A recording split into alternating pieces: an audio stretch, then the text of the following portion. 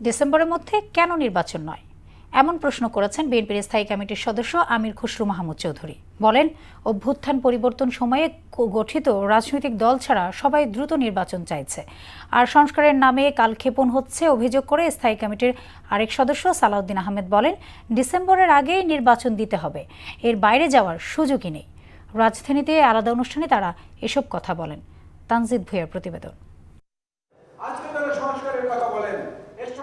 জাতীয় প্রেসক্লাবে জিয়াউর রহমানের মৃত্যুবার্ষিকী উপলক্ষে আলোচনা সভার আয়োজন করে জিয়া পরিষদ। বিএনপি চেয়ারপারসনের উপদেষ্টা মোয়াজ্জেম হোসেন আলাল বলেন, ভয়ভীতি দেখিয়ে নেতাকর্মীদের দাবিয়ে রাখা যাবে না। নির্বাচন কমিশন বলেছে তারা নির্বাচনের জন্য সার্বিকভাবে প্রস্তুত, কেন সেই পদ্ধতিকে গুরুত্ব দেওয়া হচ্ছে না?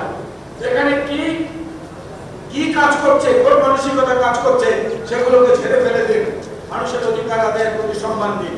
নির্বাচনের সময়সীমা প্রসঙ্গে দলের স্থায়ী কমিটির সদস্য আমির খসরু মাহমুদ চৌধুরী বলেন, গণতন্ত্রের পথ কেউ রুদ্ধ করতে চাইলে জনগণকে সঙ্গে নিয়েই প্রতিহত করা হবে। আমি গণতন্ত্রের কথা বলছি, অনির্বাচিত সরকার কি করবে না করবে আমার মাথা ব্যথা নেই, কিন্তু আমার মাথা ব্যথা আছে।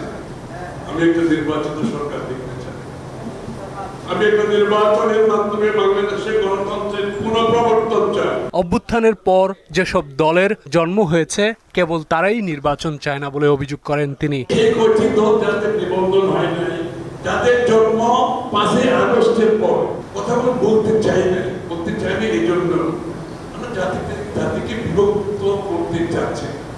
জিয়া রহমান সাহেবের মতো তারেক রহমান সাহেব চাচ্ছে জাতিকে ঐক্যবদ্ধ করা। কৃষক দলের এক আলোচনা সভায় বিএনপির স্থায়ী কমিটির সদস্য সালাউদ্দিন আহমেদ অভিযোগ করে বলেন, জাতীয় ঐক্য বিনষ্টে একটি গোষ্ঠী চক্রান্ত করছে। আমরা রক্ত দিয়েছি, সংগ্রাম করেছি, অবিরাম আমরা নির্যাতিত হয়েছি, কারাবাসে গিয়েছি, আয়নাগরে গিয়েছি, কিসের জন্য?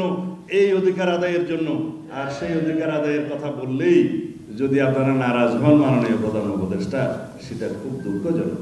ডিসেম্বরের পর নির্বাচনের জন্য একটি যুক্তি থাকলেও তা জাতির সামনে প্রকাশে সরকারকে আহ্বান জানান সালাউদ্দিন আহমেদ। আপনারা নিজেদের মতো করে যে সমস্ত সংস্কার সংবিধানে চান, সেই সংস্কারগুলো জাতিকে মেনে নিতে হবে। এই ইগু কেন আপনারা লালন করেন? নির্বাচন বিলম্বিত হওয়ার একটিও কারণ নাই, আপনার সামনে যুক্তি নাই, কেন আপনি ডিসেম্বরের বাইরে যেয়ে নির্বাচন দিবেন? তানজিদ ভুঁইয়া, মোহনা সংবাদ, ঢাকা।